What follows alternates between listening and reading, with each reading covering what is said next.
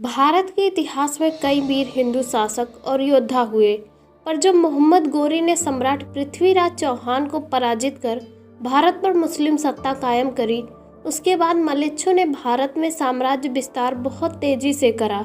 खास करके उत्तर भारत में बहुत ही भयंकर उत्पात मचाया, जिसमें धन संपदा लूटने के साथ अपना मजहब दूसरों पर थोपना अर्थात जिहाद करना भी शामिल था। बाबर, जिसने दिल्ली सल्तनत के अंतिम सुल्तान इब्राहिम लोदी को हराया और मुगल साम्राज्य की नींव भारत में डाली, उसके बाद से मुगल एक ऐसी शक्ति बनकर उभरे जिसके सामने टिक पाना अब हर किसी के लिए मुमकिन नहीं था। 1597 में महाराणा प्रताप की मृत्यु हुई।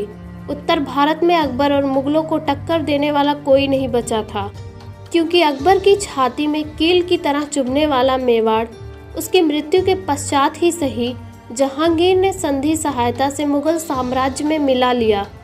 भारत में केवल विजयनगर साम्राज्य ही ऐसा था जो कि एक स्वतंत्र पर बड़ा हिंदू शासित साम्राज्य था। पर कुछ वर्षों बाद एक ऐसी आंधी चली जो कि मुगल साम्राज्य को उखाड़ के ले गई। यह आंधी कुछ और नहीं, मराठा साम्राज्य था, जिसके सभी वीर योद्धाओं ने अपने अपने समय में मुगलों को लोहे के चने चबा दिए। लेकिन मराठा साम्राज्य स्थापित करने वाले छत्रपति शिवाजी महाराज के इतिहास के बारे में हम इस वीडियो सीरीज में चर्चा करेंगे। चलिए छत्रपति शिवाजी महाराज के इतिहास के पहले भाग को शुरू करते हैं।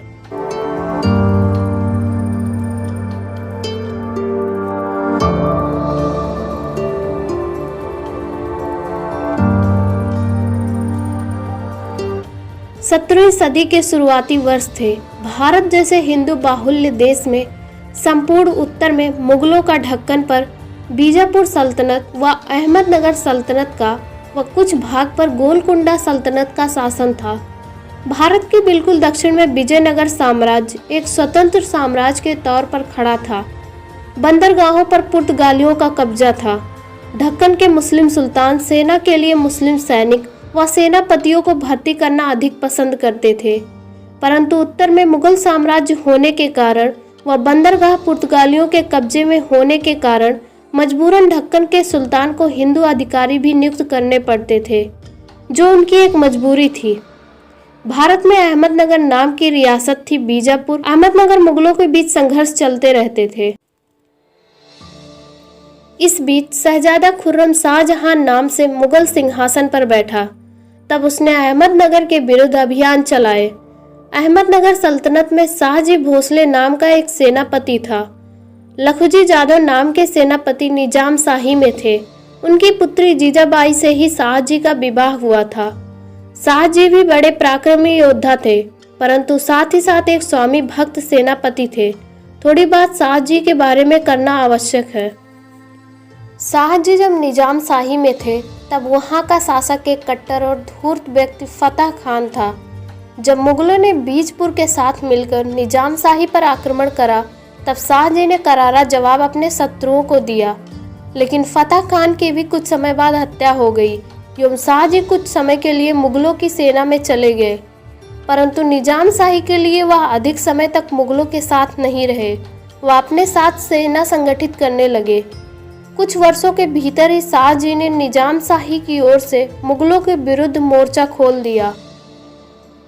बीजापुर व मुगलों ने मिलकर शाहजी के विरुद्ध युद्ध छेड़ दिया। 1632 में तो शाहजी ने मुर्तुजा खान नाम के बालक को निजाम शाह बनवा दिया एवं कार्यभार संभालने लगे। 4 वर्ष के बाद शाहजी मुगलों से संघर्ष करने में असमर्थ हो चुके थे। जब वह पूर्ण रूप से विफल हुए तो अक्टूबर 1636 ईस्वी में वह मुगल सल्तनत में जाने के बजाय बीजापुर सल्तनत के अधीन चले गए। समय में थोड़ा पीछे आते हैं। शाहजी जब मुगलों के विरुद्ध संघर्ष कर रहे थे तो उन्हें अपनी पत्नी जीजाबाई से मिलने का समय बिल्कुल नहीं मिल पाता था। शाहजी अपने पुत्र शंभू जी को साथ रखा करते थे। दूसरी ओर जीजाबाई अकेली थी। जब वह शिवनेरी किले में थी तब वह गर्भवती थी और स्थानीय देवी शिवाबाई से पुत्र प्राप्ति की प्रार्थना करती थी एवं उन्होंने तय कर लिया था कि अगर पुत्र होता है तो उसका नाम शिवाबाई के नाम पर ही रखेंगी।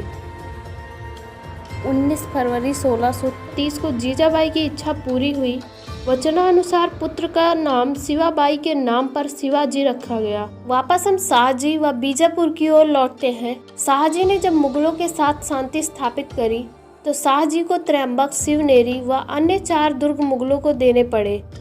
उनके हिस्से में भी कुछ किले व जागीरें आए जो कि अब बीजापुर के अधीन थे, जिसमें से एक पूना का दुर्ग था।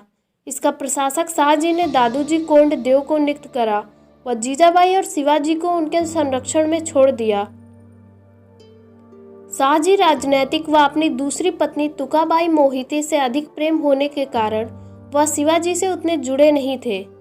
पूना दुर्ग में दादूजी ने शिवाजी को अस्त्र शस्त्र, घुड़सवारी व राजनीति आदि में प्रशिक्षित करा। भाई बहन, पिता किसी के पास न होने के कारण वह अपनी माँ से बहुत अधिक प्रेम करते थे। वह उनकी कही किसी भी बात को नहीं टालते थे। जीजाबाई अपने पुत्र को रामायण, महाभारत, भगवान शंकर की शिक्षाप्रद कहानियाँ सुनाया करती व उन्हें संस्कार देती। शिवाजी भी इन कहानियों को सुनकर उत्साहित होते, या कहें कि शिवाजी थे तो शाहजी व जीजाबाई के पुत्र, परंतु जीजाबाई ने शिवाजी में सारे गुण भरने का कार्य करा। शिवाजी में स्वराज्य की आग दादूजी कोंडदेव ने जगाई। शिवाजी का बचपन व युवावस्था दादूजी व जीजाबाई के साथ पूना के किले में बीता। पूना की जागीर की स्थिति बहुत ही खराब थी, क्योंकि 1630 से 1636 के संघर्षों में भूमि बंजर हो गई थी। आम जनता को बुरी तरह लूट लिया गया था। इस स्थिति में दादूजी ने सुधार करे। इन कार्यों में शिवाजी भी दादूजी के साथ रहा करते थे। जागीर में दादूजी के साथ शिवाजी भी भ्रमण पर जाते, जिससे शिवाजी का सामाजिक व्यवहार बढ़ा व इसी बीच उन्होंने स्वराज के लिए लोगों को अपने साथ जोड़ना शुरू कर दिया। शिवाजी की आयु 16 वर्ष की हुई। उस समय वह दादूजी के साथ पूना के पश्चिमी घाटों की ओर भ्रमण के लिए गए। पूना जिले के पश्चिमी पट्टी, जो पश्चिमी घाट के साथ 90 मील की लंबाई और 12 से 24 मील की चौड़ाई तक फैली हुई है, को मावल या सूर्यास्त भूमि के रूप में जाना जाता है। दादूजी ने मावलों पर पूर्ण अधिकार स्थापित कर लिया। ज़्यादातर देश पांडे को अपनी ओर करके जीत लिया। जिन्होंने इसके अधिकार की अवहेलना की वे पराजित और कुचले गए। इस प्रकार उस क्षेत्र में शांति और समृद्धि की स्थापना हुई और यह पूना के मालिक के लिए एक लाभहीन और यहाँ तक कि खतरनाक संपत्ति होने के बजाय धन और ताकत का स्रोत बन गया।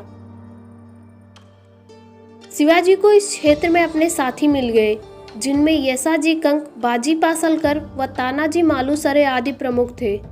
इन सभी के बारे में हम अपने आने वाले वीडियो में जानेंगे।